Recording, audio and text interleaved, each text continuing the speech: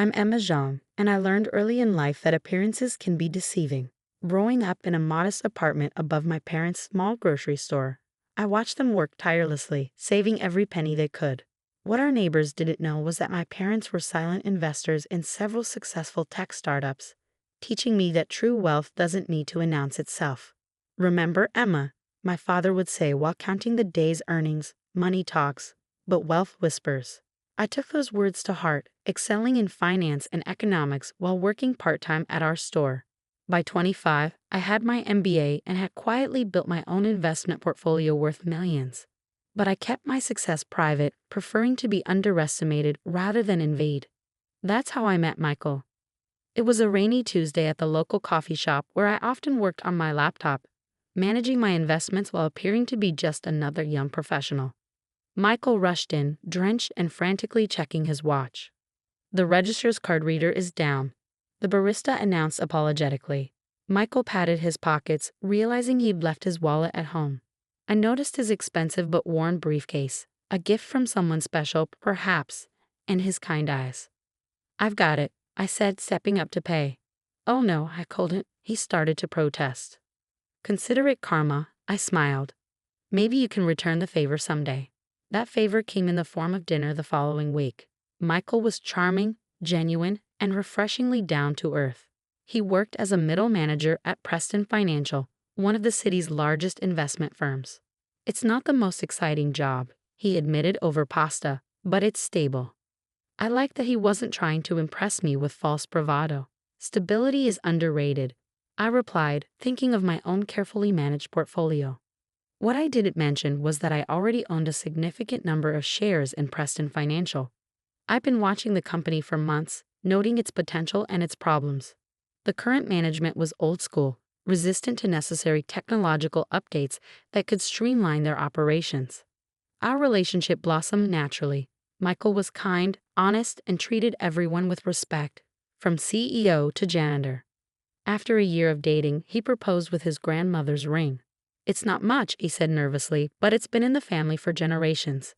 "It's perfect," I assured him, meaning it. The ring's value wasn't in its modest diamond, but in its history of love. Then I met his family, and everything changed. Michael's sister, Catherine, worked as a senior analyst at Preston Financial. She'd fast-tracked her way up through office politics and family connections. From our first meeting, she made it clear she found me lacking. "So, what do you do?" she asked during our first family dinner, wine glass dangling from manicured fingers. "I'm a secretary at Rivera Corp," I said, using my cover job. I did actually work there part-time, mainly to maintain my understanding of day-to-day operations in the finance world.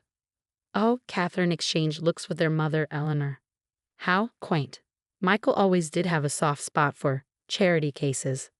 Michael shifted uncomfortably but said nothing. That silence would become a pattern. After we married, Catherine's disdain grew more obvious. She worked at the same Preston Financial branch as Michael, and her comments became more frequent and cutting. "You know," she told Michael loudly at the office Christmas party, "Sandra from accounting is single now. She's a junior partner, Michael. Much more suitable." I maintained my composure, but Michael's lack of defense stung. He wanted to avoid conflict, he said later. "Keep the peace." What they didn't know was that I'd been steadily increasing my stake in Preston Financial. The company needed modernization, and I was positioning myself to make it happen. My cover as a part-time secretary at Rivera Corp allowed me to observe without suspicion. Then came the merger announcement.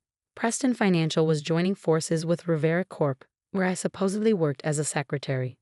The move would double the company's market share, if it succeeded. Catherine was ecstatic, seeing an opportunity for advancement. Finally, a chance to show the board what real talent looks like, she bragged at family dinner. Unlike some people who can barely manage a filing cabinet. Eleanor, my mother-in-law, nodded approvingly. "It's important to have ambition, dear. Not everyone is content with mediocrity." Her eyes flickered to me. Michael studied his plate. What they didn't know was that I'd orchestrated the merger through shell companies and careful negotiations. I owned 40% of Rivera Corp, soon to be 40% of the merged Preston Rivera Financial Group. The annual company gala would announce the merger's completion. Catherine insisted on having it at her country club, making sure I knew the usual membership fee. But don't worry, she smiled sweetly, staff can use the service entrance. The night of the gala arrived. I wore a simple black dress, expensive but understated. Catherine sashayed around in designer silk, introducing Michael to more appropriate women. "Oh, Emma," she called out loudly as I stood alone near the appetizers. The catering staff needed help in the kitchen. I told them you feel right at home there. Laughter rippled through her circle of sycophants. Michael, across the room, pretended to be engrossed in conversation. That's when Mr. Harrison, the CEO of Rivera Corp., walked in. He spotted me immediately. "Mrs. John," he called out warmly. "The woman of the hour." Catherine frowned. "Excuse me?"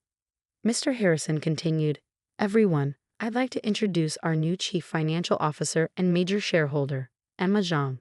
Without her vision for this merger, none of us would be here tonight." The room fell silent. Catherine's champagne glass slipped from her fingers, shattering on the marble floor. "That's impossible," she stammered. "She's a secretary." "Oh, I did work at Rivera Corp.," I said calmly. "Best way to understand a company is from the ground up. But I've also been one of the largest shareholders in both Preston Financial and Rivera Corp. for the past 3 years." Eleanor's face had turned an interesting shade of purple. But the country club membership. "I've been a member for 5 years," I replied. "I'm on the board, actually. Interesting that we never ran into each other, Catherine." Michael pushed through the crowd, his face a mix of shock and something else. Shame, perhaps. "Emma," he started, "why didn't you tell me?" I met his gaze steadily. Would it have changed anything? Would you have finally stood up to them? Before he could answer, Catherine found her voice. "This is ridiculous. I've worked here for 8 years. I've earned my position." About that, Mr. Harrison interjected. "Mrs. Zhang has brought some concerning documents to our attention. Something about unauthorized trades under client accounts." Catherine's face went from red to white in an instant. "We'll need to discuss this in detail on Monday," he continued. "For now, I suggest you enjoy what might be your last company event." The rest of the evening passed in a blur of shocked faces and hasty congratulations. Eleanor and Catherine left early, claiming headaches. Michael kept trying to catch my eye, but I was busy with actual business discussions. Back at home, the silence was deafening. All this time, Michael finally said, "You let them treat you like that." "Why?" "Because I needed to see who people really were," I replied. "Money changes how people treat you. I wanted to know if I could count on you to stand by me regardless of my bank account." "And did I pass that test?" he asked quietly. I looked at him for a long moment. "What do you think?" The next morning, I headed to my new office early. The weekend security guard did a double take at my upgraded access badge. I was no longer entering through the side entrance as a visiting secretary. My phone had been buzzing nonstop since last night. Dozens of missed calls from Eleanor and Catherine, plus several texts from Michael. "Please come home. We need to talk. I know I messed up. Give me a chance to explain. Emma, I love you. Don't throw away our marriage over this." But I had work to do. The audit team had already gathered in the conference room, armed with the evidence I'd been collecting for months. "Mrs. John," Mr. Harrison greeted me. "Shall we begin?"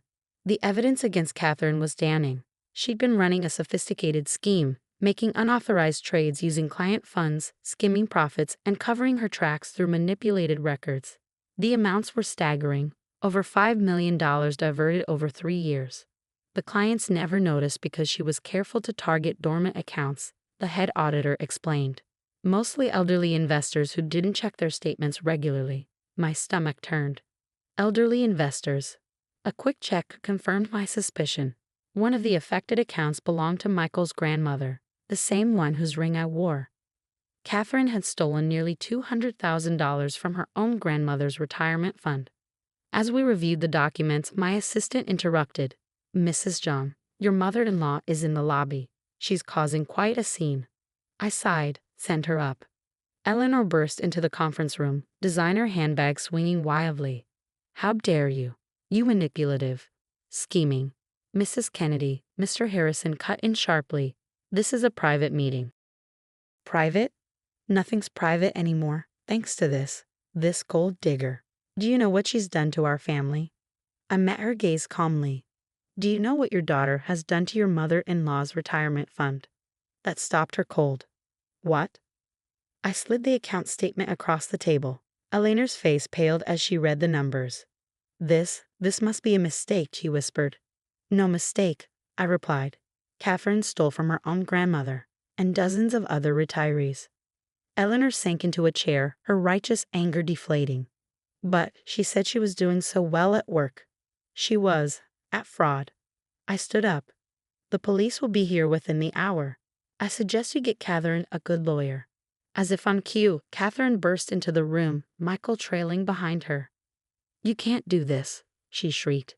I've work to do hard. Save it for the police, Mr. Harrison interrupted.